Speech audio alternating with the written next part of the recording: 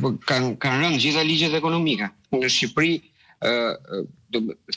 po të shikosh me kujdes tregun e ndërtimeve, sidomos në kryeqytet, ti vëre që ekonomia apo shkencëtarët apo të cilët kanë folur për ekonominë, studiuesit e ekonomisë, janë të gjitha teoritë bien.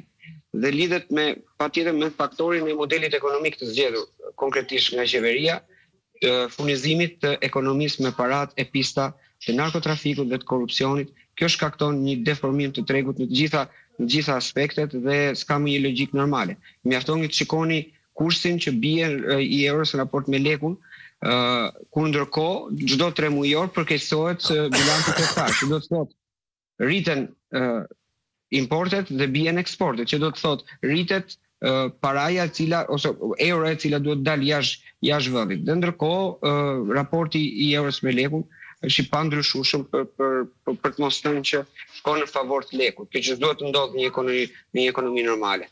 Dhe kjo është situata. Këtu me sa shoh, më të sigurt duhet jemi në pallatet e vjetra dhe jo në këto ndërtesat e reja dhe në kullat e reja që shohim çdo ditë që po ndërtohen në këtë qytet, që fatkeqësisht po kthehet i pabanueshëm, i pajetueshëm për qytetarët. Çfarë mund bëjnë banorët e Tiranës në këto momente? Cilat janë masat që ata mund të marrin vetë? A do të ndryshojë mentaliteti për qasjen ndaj blerjes së një apartamenti, zhytjes në kredi, marrjes me qira? Se dikush do të sigurojë fëmijët e vet në varja vetes, po njerëzit do fillojnë të shohin sigurinë e fëmijëve tyre në një këndvështrim tjetër. Patjetër.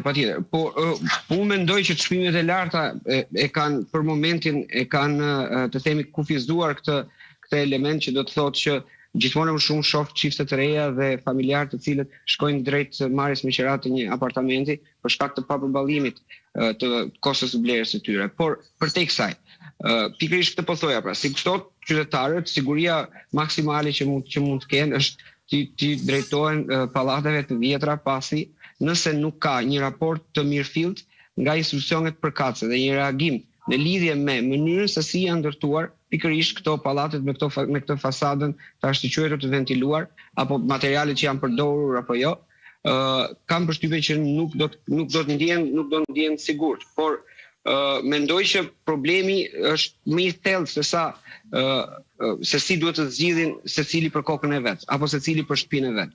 Mendoj që reagimi qytetar mund të japë një zgjidhje të mirëfillt që zgjidh thelbin e problemit, e cila është keqqeverisja dhe përdorimi i gjitha të themi institucioneve publike apo koncesioneve apo lejeve për të pasuruar pushtetarët. Kështu që kjo qasje duhet ndryshojë gjithmonë më parë dhe këtu ngelet në dorë qytetarëve. Reagimi tyre nëpërmjet protestave, reagimi tyre nëpërmjet kërkimit të llogarisë, besoj se do të shërbej zgjidhjes të problemit dhe të themi qetësisë të çdo banori apo të çdo familjari në qytetin e Tiranës. Kështu që në këtë aspekt mendoj që reagimi është e vetmja zgjidhje. E kuptoj. Faleminderit Moçollari.